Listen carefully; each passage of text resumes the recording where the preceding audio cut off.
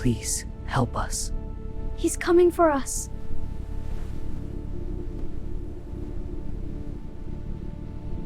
Can you protect us? 5 words, whispered. A boy, maybe 8 years old, said them to me on a packed KTX train at 6:42 a.m. His little sister held his hand and didn't blink. In that second, the entire train car went silent. No phones, no talking, no breathing. 50 strangers turned and stared, because the man standing 3 rows up was already on his feet. He touched his ear and said, "Package made contact, start retrieval." I wasn't a cop. I wasn't a hero. I was Maya Brooks, a 28-year-old English teacher from Atlanta. I was tired, broke, and my visa expired in 21 days. But those 2 kids had bruises on their wrists that looked like handcuffs. And the man coming toward us had a gold dragon pin on his jacket, the mark of Mr. Alan Park, the man the news called a shipping CEO and the streets called a king. What happened next changed my life, destroyed a crime empire, and put me on every screen in Korea. But it started with one question from a terrified child. Stay with me, because by the end of this, you'll understand why 2 kids trusted a stranger over their own father, and why 2.1 million people watched what happened next. Before we go on, where are you watching from right now? Drop your city and country in the comments. I read everyone. And if you're new here, hit subscribe. Stories like this only get told because people like you listen. I didn't answer the boy right away. I couldn't, my mouth was dry. I looked at the girl. Lena, I'd learn her name was Lena. She didn't speak. She just slipped me a napkin. 4 numbers were written on it, 4519. Under it, 2 words, Mom's safe word. The man with the dragon pin was closer now. 2 more men blocked the aisle behind him. An old woman across from me leaned over and whispered, "Child, don't. That pin belongs to Mr. Alan Park. His trouble swallows people." Alan Park. The name was on buildings, on ships, on charity banners. He gave money to hospitals. He smiled for cameras. But my student Minho once told me, "My uncle says Mr. Park's money is not clean." The boy, Leo, pulled up his sleeve. The bruise was dark purple, perfect circle. Lena showed me hers. Same. "Father did it," Leo said. His voice was flat, like he was saying it rained. "He sold us." The man with the pin stopped in front of me. He smiled, but his eyes didn't. "Miss, the children are confused. They had a bad dream. Let us take them home to their father."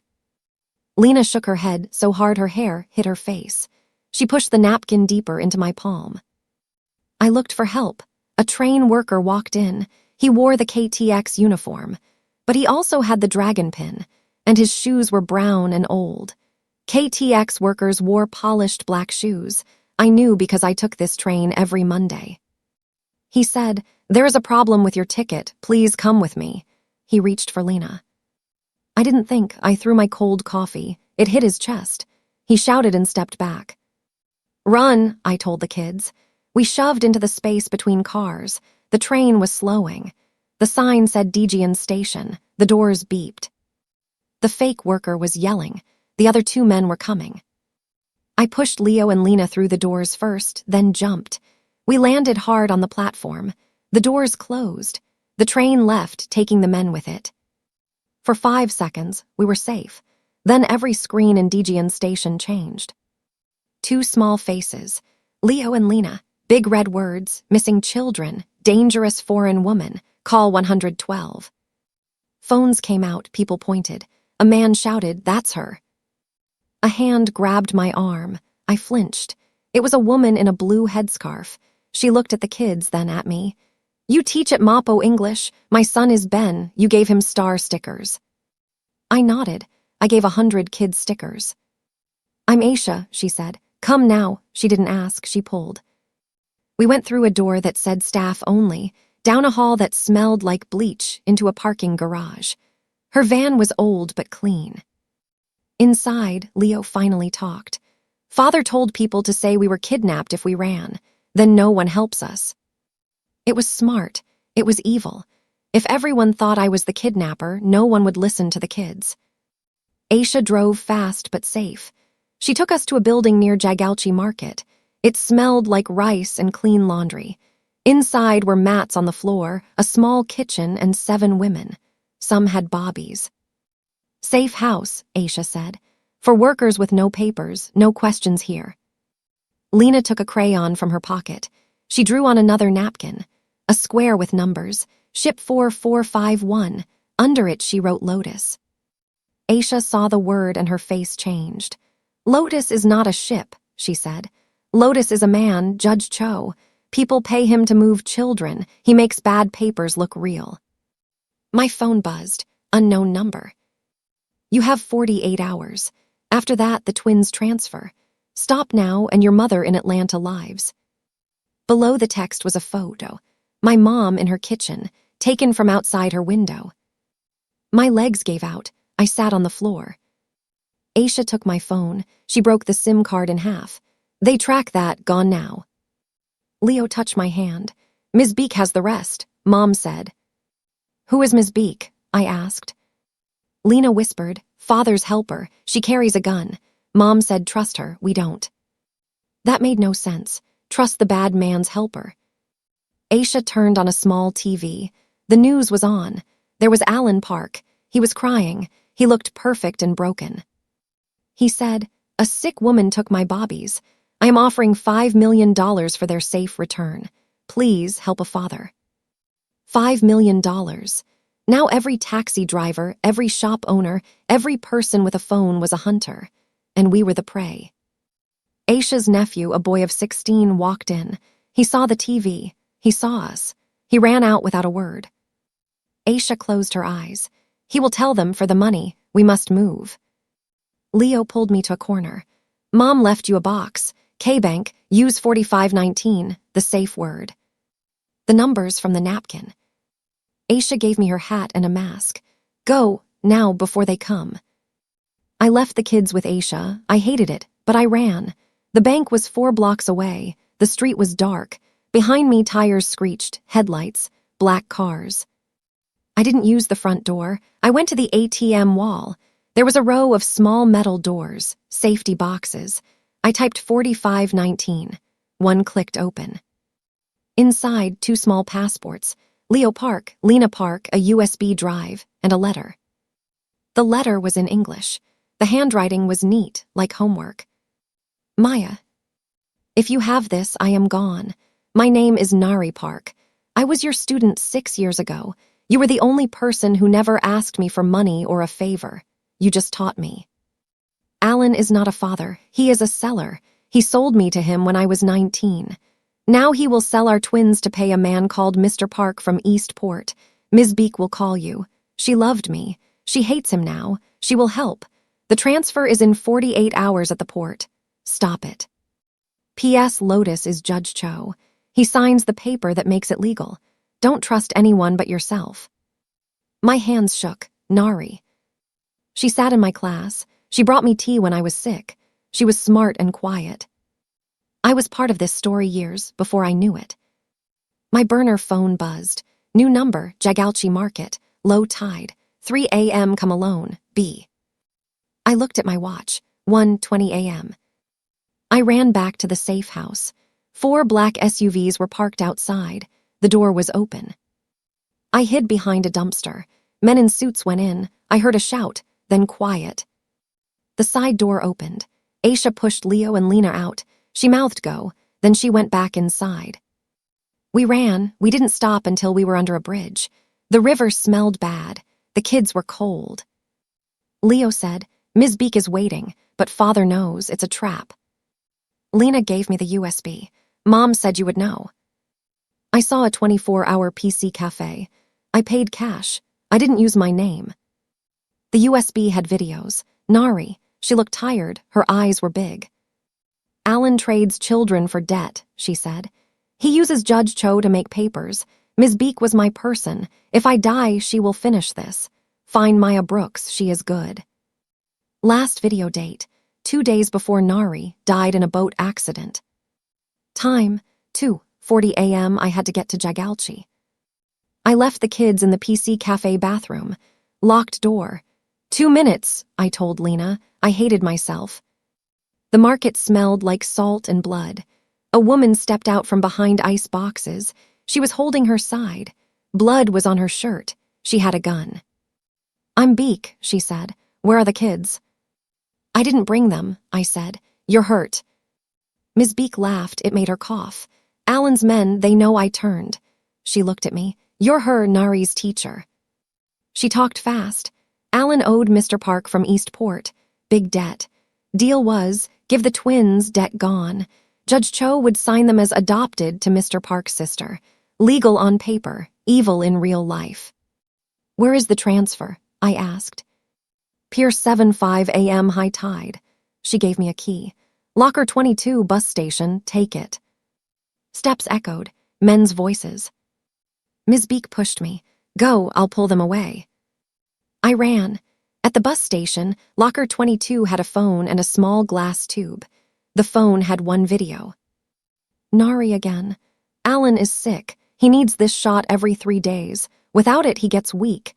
He hides it in his office. If you have this, you have him." The tube had clear liquid. Label, AP72HR. My phone buzzed. Alan Park. "I have your mother. Trade you for her. Penthouse LCT Tower, 1 hour, come alone, no kids, no cops." I went back. The kids were still in the bathroom, safe. I told them about the trade. Leo didn't cry loud, just quiet tears. He said, "Mom said you would do that. She said don't let her." Lena pointed under the sink. Tape, a second phone. New video, Nari. "Maya, if he calls, don't go. Plan B under the mat at the safe house is a paper. It shows the truth." But the safe house was full of men. Ms. Beak called, breathing hard. "Change, he moved it. Transfer is now, penthouse. Judge Cho is there, papers are there." He was going to sell his kids in his living room. I looked at Leo and Lena. I said, "We're not trading, we're ending this." Ms. Beak met us 2 blocks from LCT Tower. She had a clean shirt. Blood was under it. Plan, she walks in first. Says she caught me. I walk in after, looking scared with the kids. Bad plan, only plan. Lobby was all gold and glass. The man at the desk saw Ms. Beak's pin and waved us up. No questions.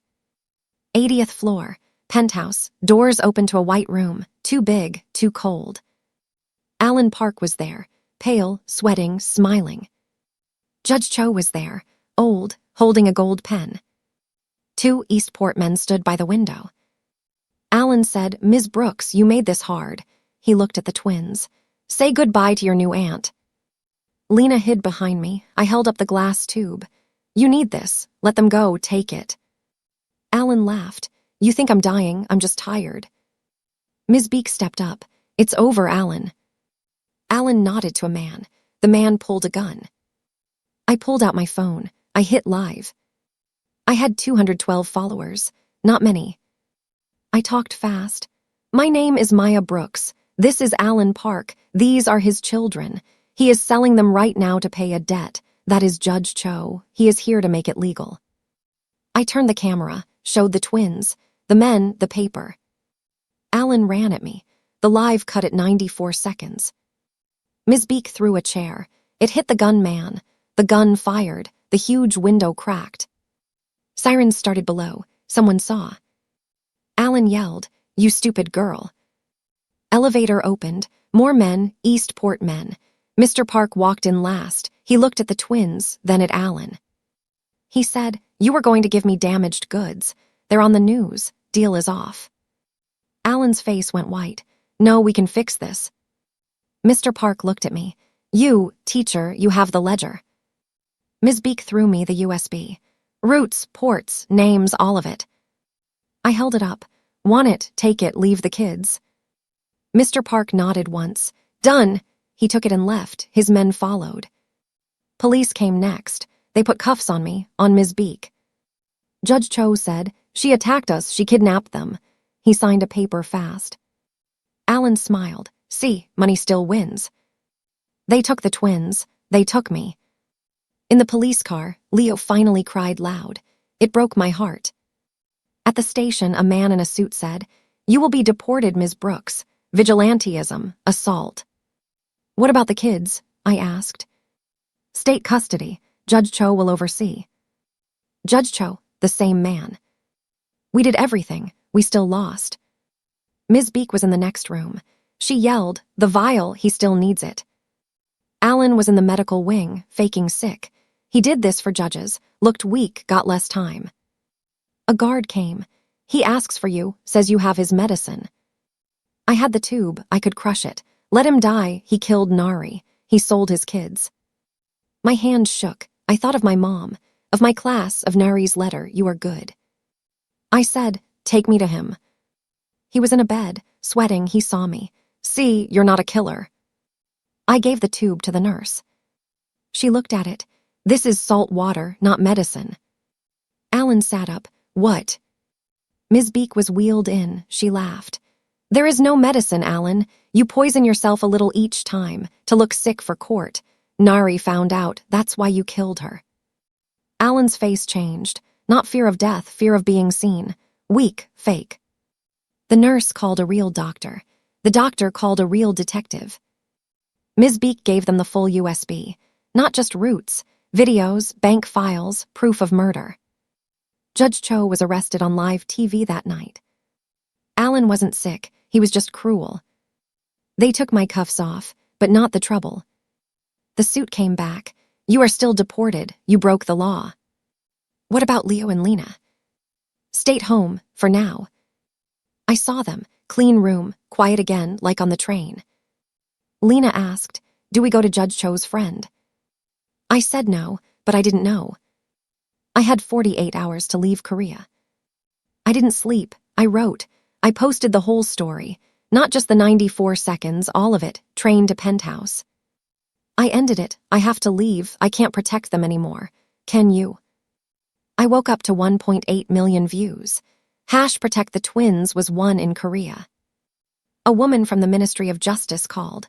"Can we meet?" We met at a cafe. She said, we need help, we want to hire you. Help us fix how we treat foreign witnesses."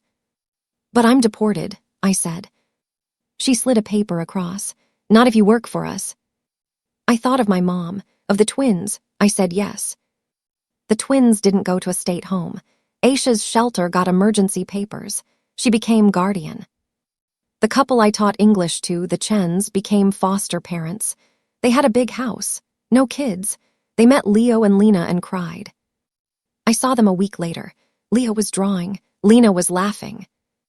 Ms. Beek used a cane. She would walk again. She came too. Alan Park went to jail. All his money was frozen. Ports closed. Mr. Park was arrested. The USB had a tracker. Police followed it. Judge Cho got 20 years. My new job was hard. I sat in rooms with men in suits. I told my story 100 times. "Don't call us criminals when we help," I said. "Give us a safe number, believe us faster." They listened, slow, but they listened.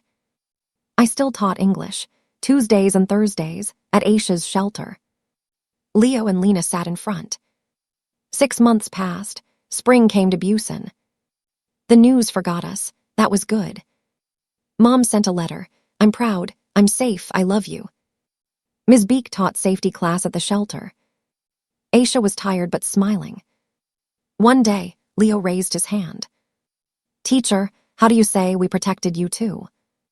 I wrote it on the board. We all said it.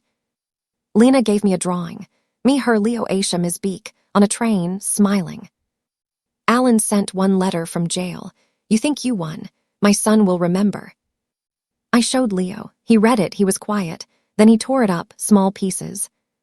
He said, "I remember Mom, I remember you. I don't remember him." We framed Nari's letter. "Maya, you're good." Students read it when they walked in. People ask, "Were you scared?" I say, "Every second." "Do it again." I look at Leo and Lena. "Yes." The shelter grew. More kids, more women, safe, not rich, safe. One night I walked home late. A man stepped out from a wall. I got ready to run. It was just a man with a dog. He nodded and went on. I wasn't a hero. I was a teacher. But for 2 kids, that was enough. Today, class was loud, happy. Lena said, "Teacher, tell the train story." So I did. "Can you protect us?" the boy asked. The whole train froze. When I finished, Leo said, "Now we say thank you." They all did.